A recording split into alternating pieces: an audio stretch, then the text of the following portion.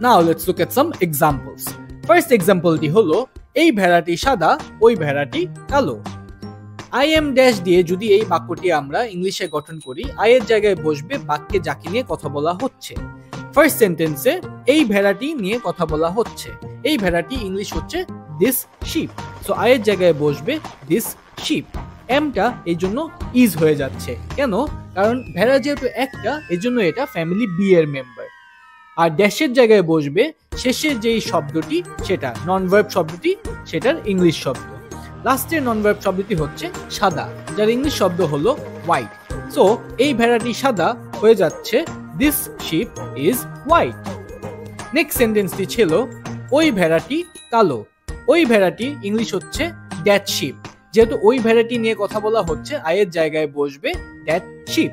একইভাবে এমটা ইজ হয়ে যাচ্ছে, কারণ ভেড়া যেহেতু একটা, এটা ফ্যামিলি বি এর মেম্বার এবং ফ্যামিলি বি এর মেম্বাররা ইজ বলে। ড্যাশের জায়গায় বসবে শেষে যে নন ভার্ব শব্দটি, সেটার ইংলিশ শব্দ।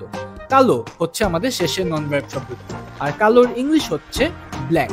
সো ওই ভেড়াটি কালো হয়ে যাচ্ছে দ্যাট শিপ ইজ ব্ল্যাক। দুইটা সেন্টেন্স তাহলে কি দাঁড়াচ্ছে? This sheep is white, that sheep is black.